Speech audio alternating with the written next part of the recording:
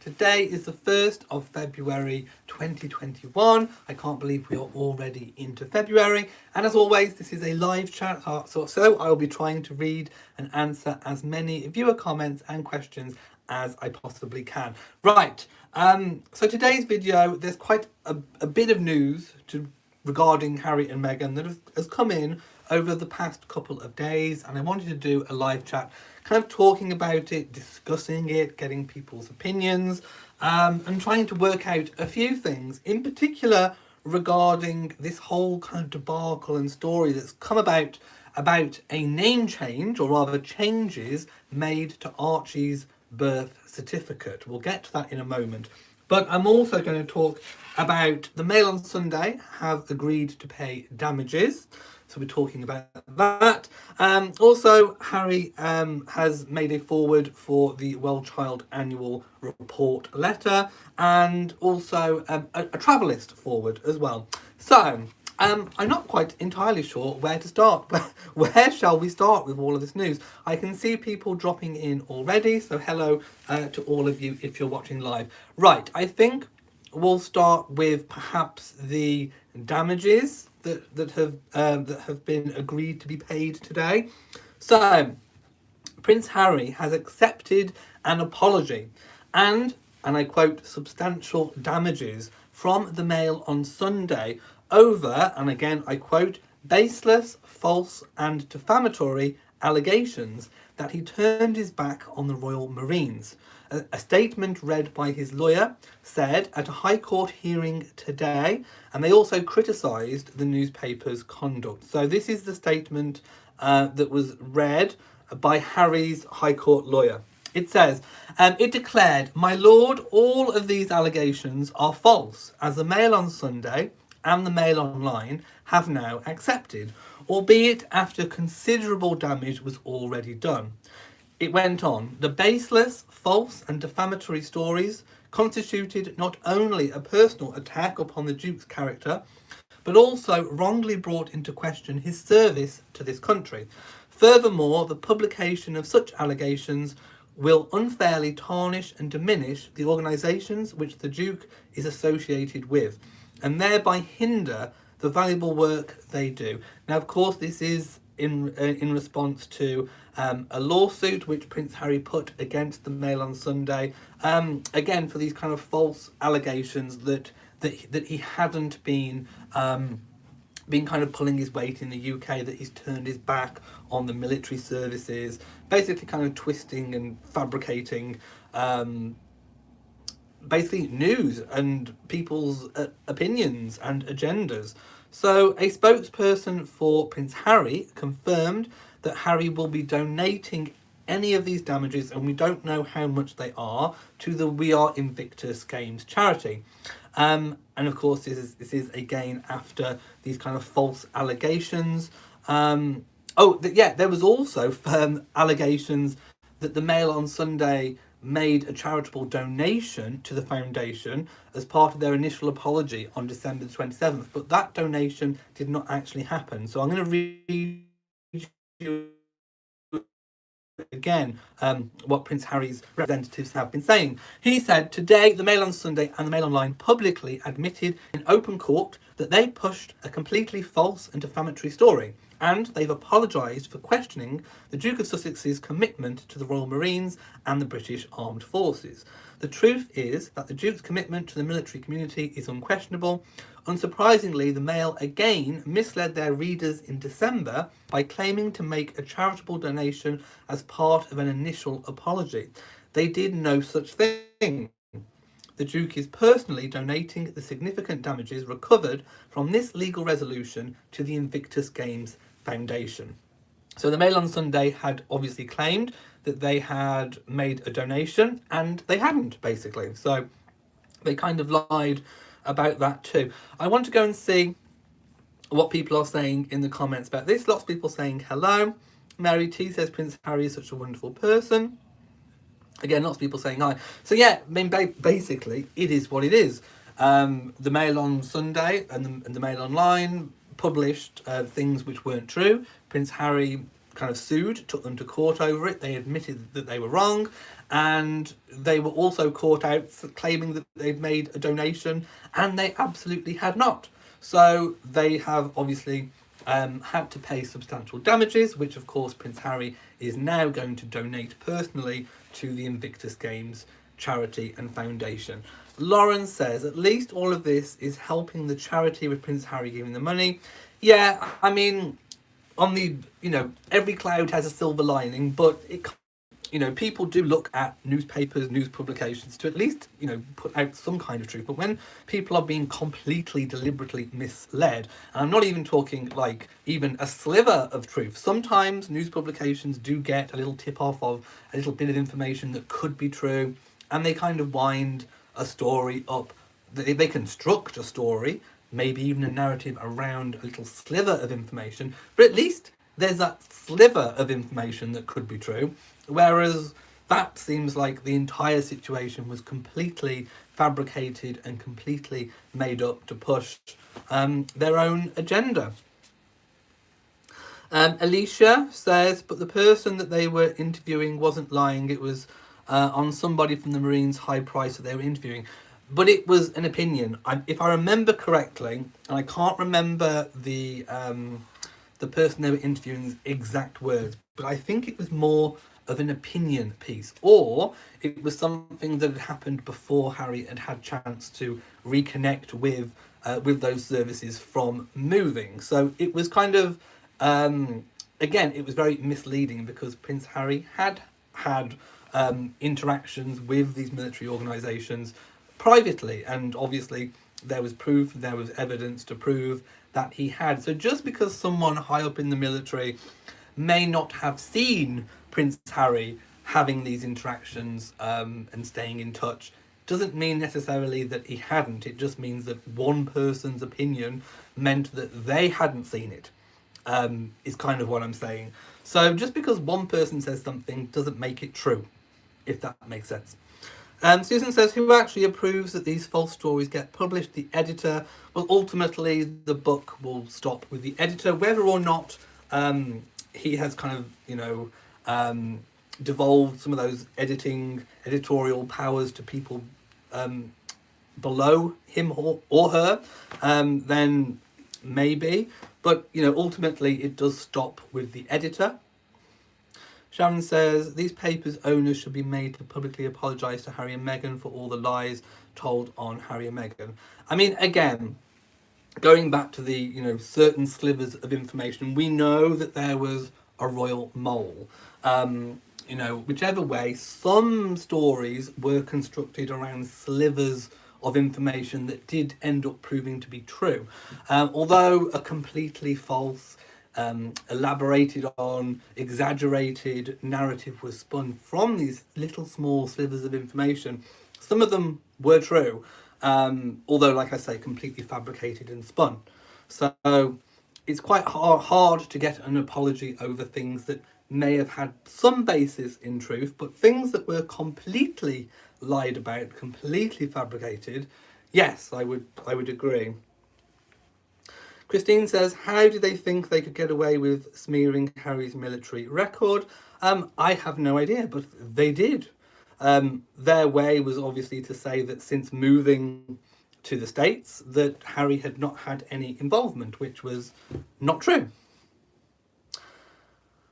Lauren says, I just hope all this stops. We know Meghan has her lawsuit, but let's hope this ends after all that. This is all just horrible. Yeah, it is. Mary T says a public apology is necessary. They do sometimes post retractions and apologies, but literally they are like really, really tiny, really small, and they only pretty much stay up online for maybe a couple of days at the most. So they don't necessarily push the apologies as headline news like they would the initial false stories, if that makes sense. Susan says, Harry's a good person if he can accept an apology for smearing his reputation so badly. And Elaine likes my hair. Thank you. Right, we're going to move on from that story because I don't think there's anything else we can kind of say. They were proved to be wrong. They paid damages, or they're going to pay damages, and those damages are going to be donated by Harry to charity. Right. Also, Prince Harry has written a letter for WellChild's annual report, and I'm going to read that now. It's not a particularly long letter, but we'll read that because I want to talk about a few nice things before we get on to the birth certificate debacle. So it's on headed paper, and it says the world is a very different place today because of the COVID-19 pandemic. We've been forced to collectively reckon with a global health crisis, of which there is no modern comparison. It takes a steadfast, coordinated effort across communities and countries to get ourselves to a point where we can fight, my page skipped, this virus, where we can beat this virus. Over the past year, we've seen heroes, both known and unknown, stepping up at every turn. We've seen compassion and care for friends and strangers alike.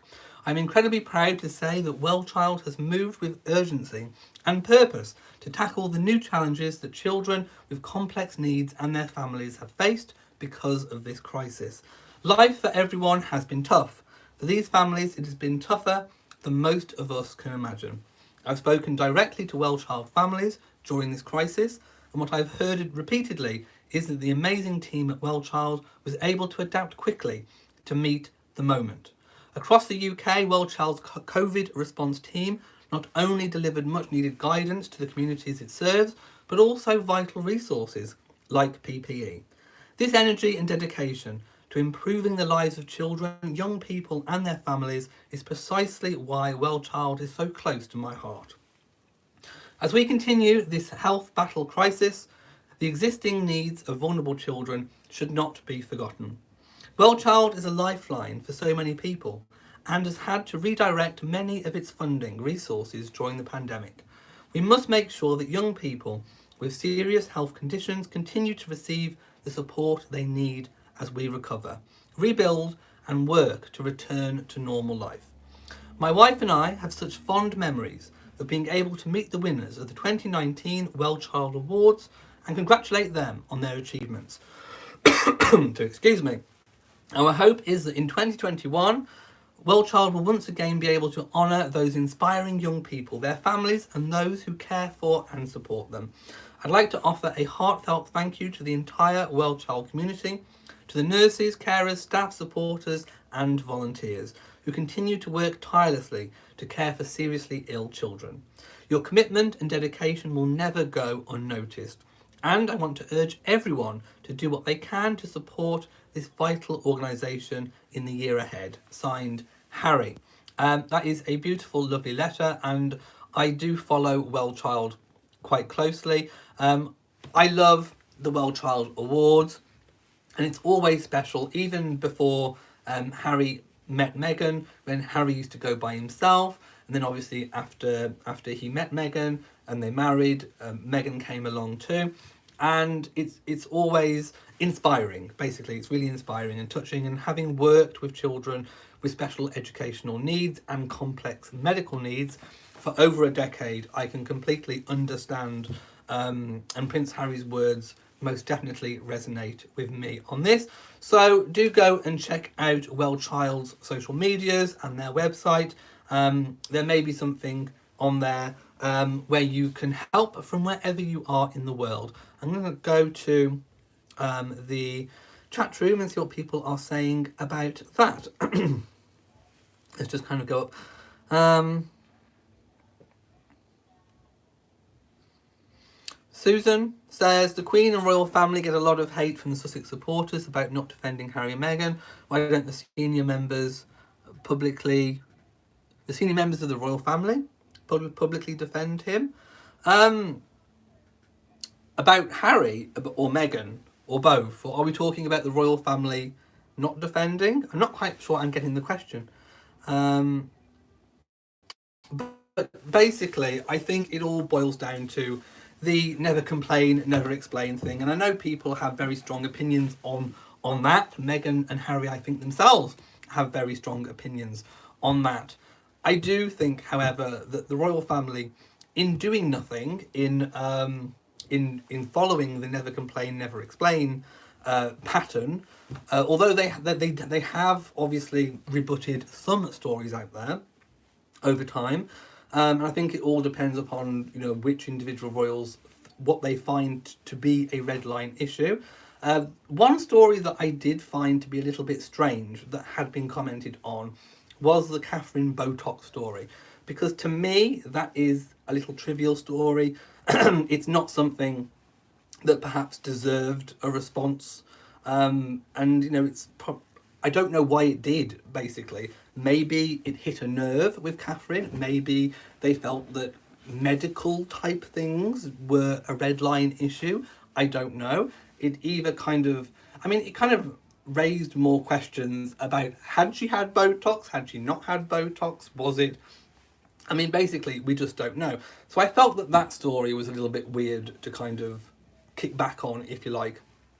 But the never complain, never explain typically in the past has always worked, and I think the palace was finding it a little bit difficult to move from how they operated in the past into the digital world. Before, if lies were written in the newspapers or spoken about on TV, they were very quickly forgotten. We used to have a saying where today's newspapers are tomorrow's chip paper, kind of here today, gone tomorrow. What the royal family and other media personalities are dealing with now is very much the digital and the social age, where things carry on. Things aren't just forgotten. Lots of things are written down, reposted, retweeted. Many more people globally, rather than the people that just buy the publications, can read and see and consume hate. And I don't think the royal family were quite prepared for what was coming that way in the digital age. They hadn't experienced that level of attack on a royal in the digital age before. They had experienced it in previous years when it was just the newspapers and TV and radio. Like I say, here today, gone tomorrow. Camilla was completely vilified in the press. Sarah Ferguson got a lot of stick. But it's different in today's world, and I don't think the royal family quite knew how to respond to it. I genuinely think that they thought by doing nothing, by saying nothing, that was actually doing something, because in the past it was that way. By doing nothing, by never complaining, never explaining, it was doing something. It was making it so that the newspapers didn't have anything to feed off. But nowadays we are finding the newspapers are also feeding off social medias like Twitter. We've seen them reposting just general public's tweets and trying to put that and spin it as a narrative that everyone else thinks that way. It is a completely different time, and I think they are slowly learning. I think they are slowly learning from what's happened with Harry and Meghan. We saw this where they shut down the comments. Camilla was getting really bad comments after the Crown series came out, and instead of letting the comments fly like they did before, they shut it down. And I think they are slowly learning how to deal with this type of situation. Some people have said, well, why don't they hire people who know what they're doing? And I think the question is, there are still a lot of kind of old school, royal courtiers that work at the palace. And I think it's a very big ship to kind of slowly turn. And I think that's basically what we are seeing in that respect. So I think, in a nutshell, they thought they were doing something by doing nothing, but in turn, that didn't work. It didn't transpire into today's world, and it certainly wasn't, I think, the help that Harry and Meghan felt that they needed, because they obviously felt exposed, they weren't happy, and it resulted in them leaving, ultimately. So anyway, let me go down to the bottom and see what people are saying. Let's have a look. Lauren says, I've not heard that I know they sue. Yes, William and Catherine did sue over the European publications of the topless photos that were taken. Lauren says she may have She may have personally had Botox, but for a medical condition, I have clicking jaw, and that helps to ease to comment. Like I say, it could have been a medical issue. I really don't know. Maybe she does. I know people can get Botox for eye spasms, for example. So maybe it was something to do with that. I don't know. But I did think it was a bit of a silly story to comment on. I think it would have been one of those stories where, like I say, here today, gone tomorrow, if it had just been left, so to speak. Right. Let's have a look. I'm going to move on to the next story, which is a foreword by Prince Harry for Travalyst. Now, I'm not going to read the whole thing because it is quite long, but I will try and link to it in the description. But basically, Prince Harry obviously started Travalyst, a sustainable travel resource, and he's basically talking about the plan that's coming up for Travalyst within the next sort of 12, 24 months, trying to get over COVID basically, and basically talking about how, in a way, the environment has benefited from what's happened with COVID because people haven't been travelling, ecosystems, biodiversity, the impact that humans have when we travel has actually improved the environment because we haven't been travelling. But he recognises that obviously people are going to travel in the future, which is why travelling sustainably is so important. He recognises that we are going to travel, that we want to travel, and basically there is a plan contained within the whole thing outlining how Travalyst plan to do that. Now, I've not had time to sit and read through the whole thing. I have only just read Prince Harry's foreword, but it does promise, hopefully, to be able to revolutionise sustainable travel. And I think also what they're probably trying to do is make sustainable travel affordable. Because I think previously, in previous times, it's always been kind of alluded to be, if things are being sustainable, that they are more expensive. And that kind of rules out quite a lot of people from kind of taking part. Even if the ethics might be there, even if people really are invested in wanting to travel sustainably, they just can't afford to do so. So I'm hoping that kind of contained within the plan is a way to make it more accessible to the average traveller who can't afford to spend an exuberant amount of money on offsetting or whatever it might be, or making contributions. So I'm hoping that kind of that is contained within it. But yes, we do need to be able to travel sustainably, a lot more sustainably. Lauren says that's the only good thing that's come out of this crisis, the world healing. Yeah, I mean, the world has had a break, I think, from human activity, so to speak. Now, we're going to move on to the final story today, and one which is causing me much confusion. And I have done, as you know, I always do, I have done so much kind of looking at this from all different angles. And this is of course Archie's birth certificate changes. Now, this was spotted by, I'm going to say her name, please don't vilify me. It was spotted by Lady Colin Campbell. And she, I think, made a YouTube video or wrote something kind of going through lots of different kind of negative reasons as to why the name had been changed. Lots of newspapers, British tabloids, went with the narrative that it was Meghan who wanted the name changed, her name changed, from Rachel Meghan, the Duchess of Sussex, to just Her Royal Highness the Duchess of Sussex. So that's how it was spun. Now, in response to that, we did have a spokesperson for Meghan who came out with quite a big rebuttal. So I'm going to read that now. So this is where the plot thickens.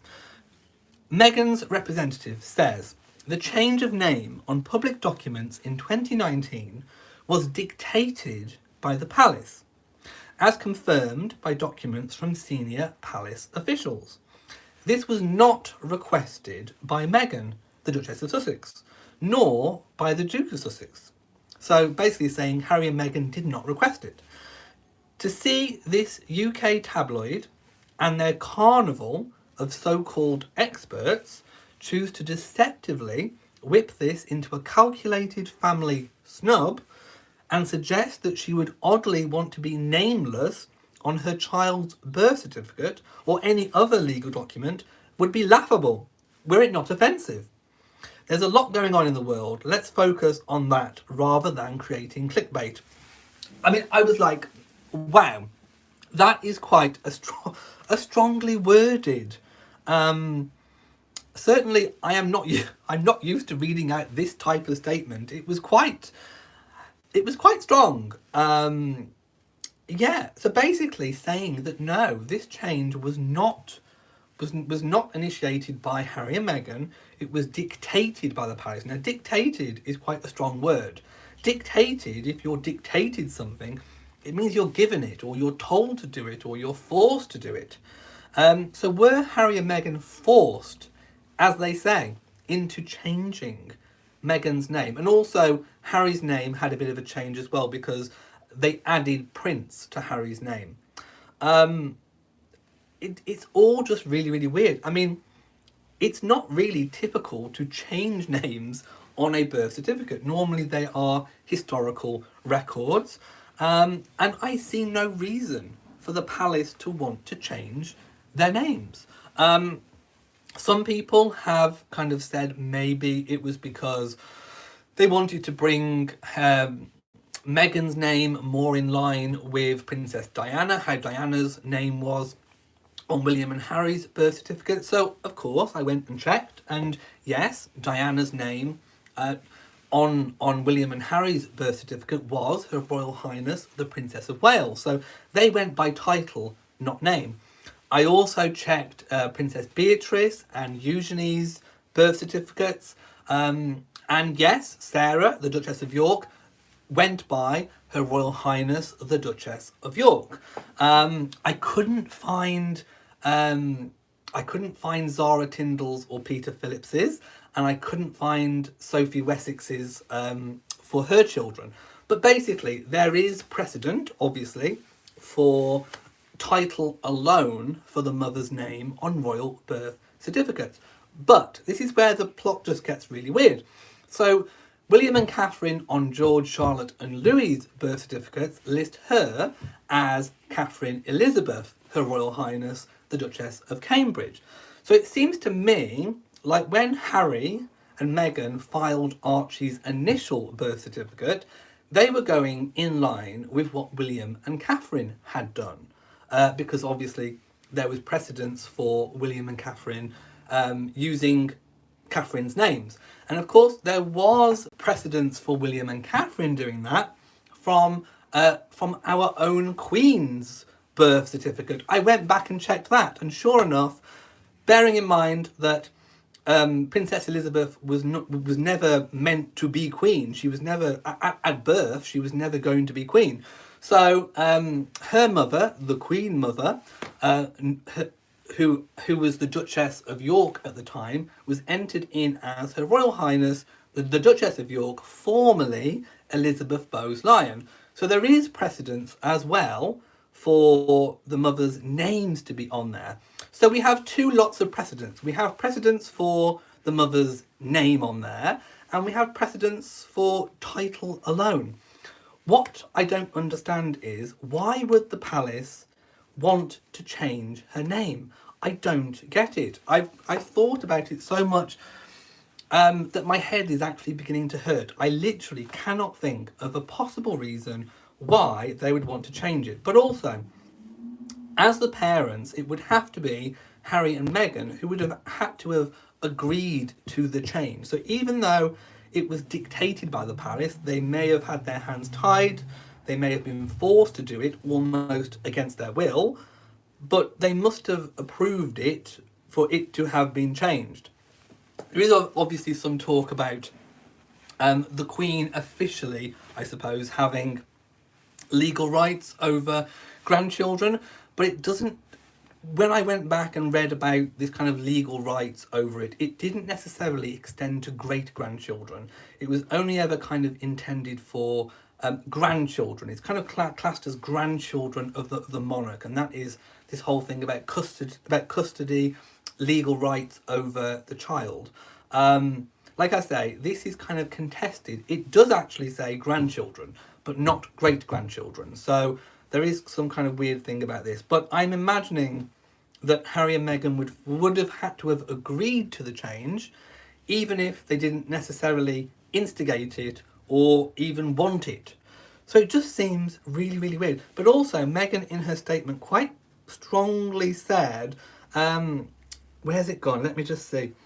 To suggest that she would oddly want to be nameless on her child's birth certificate. So Meghan is basically saying, in a nutshell, why change it? Literally, kind of, why change it? And the honest answer that I've come up with is, I literally have no clue. There is no feasible reason that I can think of why it should have been changed. There is precedence for title alone, and there is precedence with Catherine and the Queen Mother for including name. So I just don't understand why it was initiated. I really, really don't.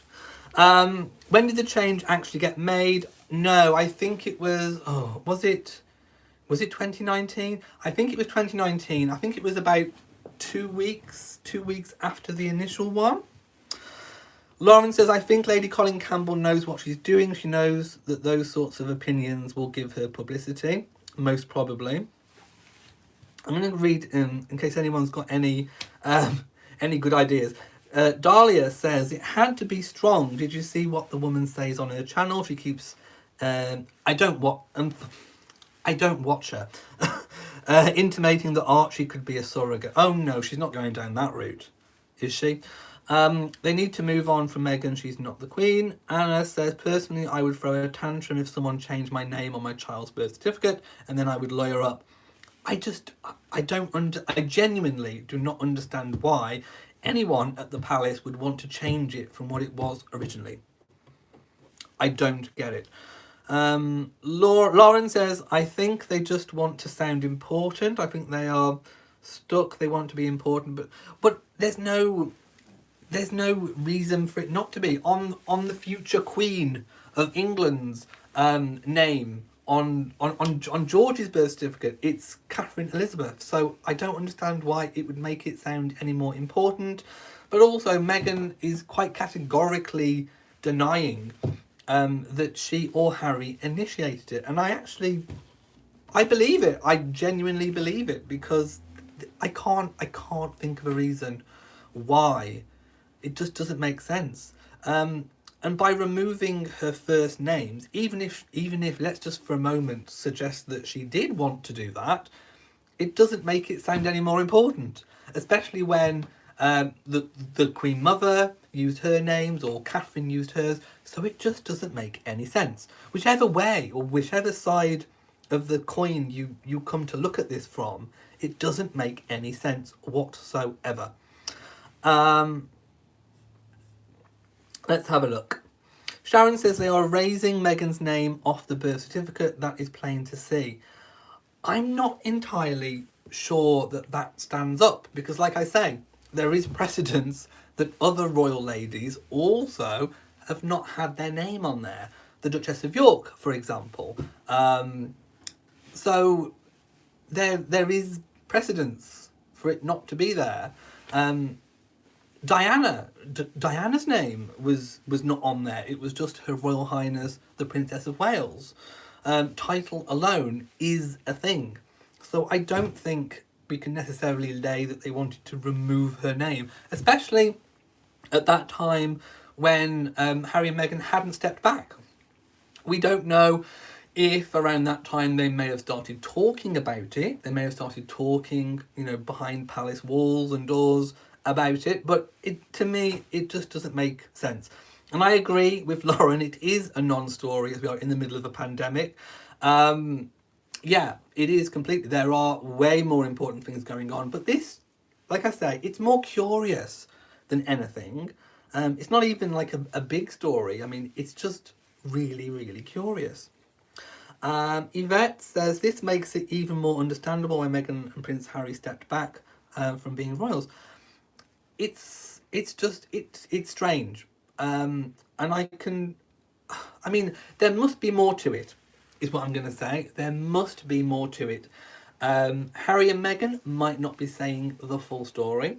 The palace might not be coming out with what is the full story. More often than not, the truth is somewhere in the middle. And I'm imagining that there's probably something more to it. I don't know what. I've been trying to rack my brain to think about it, and I just can't. So this may be something that comes out in time. I don't know. Sharon says, since the children supposedly belong to the Queen, maybe that is a reason. But there's no reason for the Queen to want to change it. Do you see what I mean? There is no reason. When, high-profile royals like Diana, the Duchess of York, all went by title alone, so it makes no difference. And what is also, I suppose, even more curious is if they changed Meghan's name, why haven't they also tried to change Catherine's name? In fact, actually, it makes Catherine's entry stand out, I suppose, more than any of the others. Maybe that was the intention itself. I don't know. But it just seems really, really weird. Kate says, laughing, the kids don't... No, there is a legal thing that says that grandchildren of the reigning sovereign, the reigning monarch, the reigning monarch does have legal custody of them. It goes back a few hundred years, but it doesn't stipulate great grandchildren. Lauren says, if someone tried to change the birth certificate without the parents' permission, that would be a police investigation. Yeah, which is why I'm assuming that even though Harry and Meghan didn't instigate it, they must have agreed to it in the end. Gala says Catherine has more pull. I'm sure she could have demanded her name be on it and it would be done. Maybe. I'm open to all the different scenarios, literally. Dahlia says it's a non-story, but the initial slant was that they were snubbing William and Catherine. Yeah, that's how the press initially put it out. You can't expect to dish it out, not expect pushback. Most of what they write about Meghan and Harry is most times a negative slant. Yes, and this was absolutely the same. Initially, they jumped to the narrative that it was Meghan that wanted it changed to look more important, when in fact, like I said, it doesn't make her look more important anyway, because Diana had it, Sarah, Duchess of York, had the same thing. So by just going by title alone, she's in, high profile anyway, so it just doesn't make sense. And there's literally nothing more I can say about it, because that's kind of where we're at. Correct count says again, could it have something to do with the US citizenship for Archie? I don't think so. And the last time I checked, there has to be an application made for Archie to be a US citizen. It's not enough just to have one birth parent as a US citizen. If you are born outside of the United States, there has to be an application made to the nearest embassy. So when he was born, that would have been obviously the USA embassy in London, but obviously they would have, now that Harry, Meghan and Archie are living in the US, they would have to apply through one of the official channels in the US. There would still have to be an application made, and we don't know as of yet whether that process has been kickstarted. So again, I'm sure in time we will find out more about if that is done. Also, we don't know in time whether Harry might start the process to become a US citizen. We don't know. Right, and I think that's kind of where I'm going to leave off for today. I'm just going to refresh my screen because I'm thinking comments aren't coming through. So I'll just refresh it, skip to the bottom before I go and see what people are saying. Kate says, yes, they'd have to apply and it would be Quite quick, given Meghan is a current US citizen, but I can understand why that is very political and personal. It would be up to them. It would be entirely up to them.